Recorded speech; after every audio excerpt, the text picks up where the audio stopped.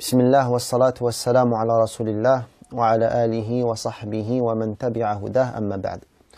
Donc avant de répondre à la question, je tiens tout d'abord à restituer les faits.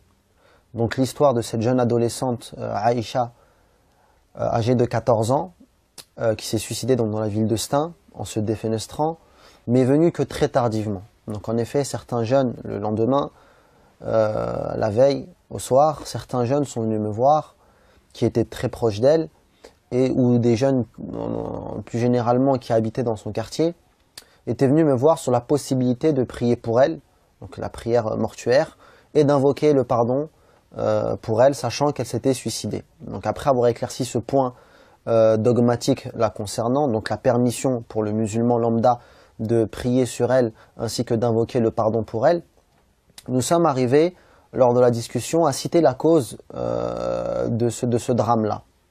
Donc j'ai entendu des causes des plus délirantes jusqu'aux plus plausibles, entre guillemets, et notamment la cause qui était répandue dans les médias et autres, sur le fait que une certaine vidéo ou certaines photos peu décentes la concernant s'étaient propagées sur les réseaux sociaux, ce qui l'a poussée à se suicider. Donc après discussion avec ces jeunes-là, je suis ressorti déjà un peu dubitatif sur le fait que j'ai entendu tout et n'importe quoi concernant les causes de ce suicide. Par la suite, comme vous le savez, il y a eu une cyberdéferlante sur les réseaux sociaux et on a entendu tout et n'importe quoi, et notamment un jeune homme qui a été mis en avant comme étant la personne qui avait fait les photos et les vidéos, et son adresse, son nom, son prénom ont été mis sur internet, et une mise à prix le concernant a été faite. Donc les esprits ils étaient vraiment échauffés, qui plus est que dans la région on vient de sortir d'un drame, notamment un jeune qui s'était pris une balle à bout portante au niveau du cou. Donc l'ambiance elle était un petit peu tendue. Les jeunes de quartier donc venaient me voir assez souvent, il y avait vraiment une tension. Donc on a préféré justement calmer les jeunes, leur parler afin d'apaiser les tensions avant de parler publiquement de ce sujet-là. Et bifadlillahi tabaraka wa ta'ala, par le bienfait d'Allah Jalla wa Ala, il y a eu, je pourrais dire entre guillemets, une grande miséricorde d'Allah Jalla wa Ala dans le fait qu'on ait patienté, donc tous les dirigeants de la mosquée, sur le fait de s'exprimer sur ce sujet, sur le fait que nous savons maintenant à l'heure d'aujourd'hui que cette histoire de vidéo ne tient pas la route. Donc le parquet de Bobigny, après investigation, a assuré, a affirmé qu'il n'y avait aucune trace de vidéo, aucune trace de photo la concernant sur les réseaux sociaux. Et des sources policières proches de l'enquête affirment qu'il n'y a absolument aucun contact entre le jeune qui a été affiché sur les réseaux sociaux et cette jeune musulmane, qu'Allah Azza lui fasse miséricorde, qui est morte.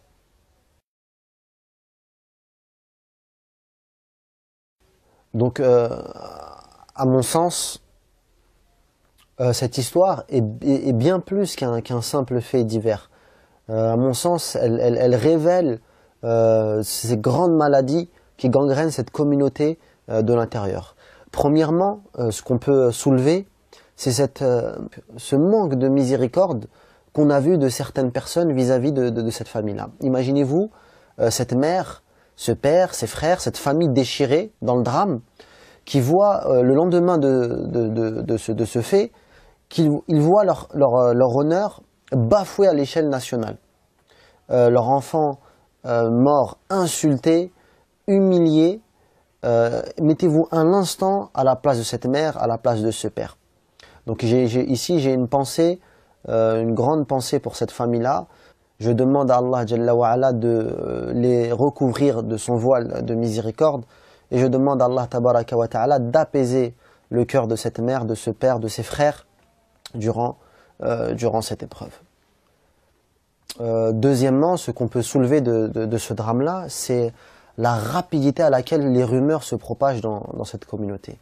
Billahi alaykum, je vous demande par Allah Jalla wa Ala, que feront ces gens qui ont bafoué l'honneur de cette sœur-là, en lui affiliant un acte horrible qu'elle n'a pas commis. Parce qu'on sait à l'heure d'aujourd'hui que cette vidéo n'a même pas existé.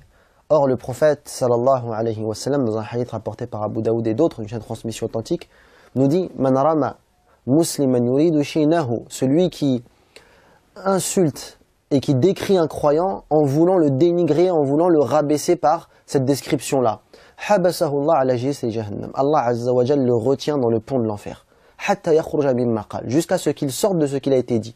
Donc, toutes ces personnes qui ont parlé et qui ont bafoué son honneur, que feront-ils devant Allah Jalla wa Ala le jour de la résurrection, le jour où ils se présenteront devant cette sœur qui apparemment n'a pas commis cet acte qu'on lui attribue. Donc on voit comment les rumeurs se propagent à une vitesse déconcertante dans cette communauté à l'heure du numérique sans que personne ne prenne ne serait-ce qu'un petit temps pour confirmer ces informations. Donc combien d'imams, combien de savants, combien de prêcheurs, combien de personnes vertueuses ont subi les foudres des rumeurs fausses, en leur attribuant des choses qu'ils n'ont même pas pensé à faire un jour.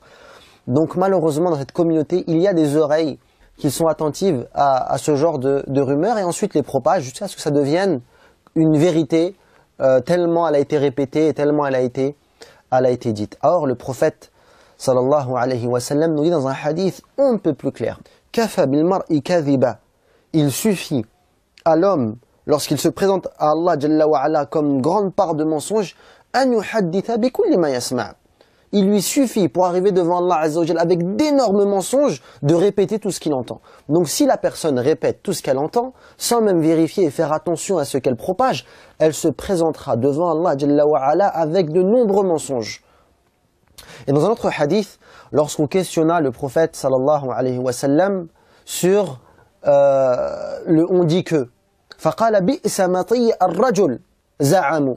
Donc le prophète sallallahu alayhi wa sallam a dit quelle mauvaise monture et quelle mauvaise action le fait de se présenter devant Allah Jalla wa Ala avec des on dit que. Troisièmement, ce drame a mis en évidence, et je le dis avec tristesse, a mis en évidence qu'une, je dirais, bon, pour être optimiste, une certaine partie de la jeunesse musulmane, pour pas dire une grande partie de la jeunesse musulmane, est en perdition totale.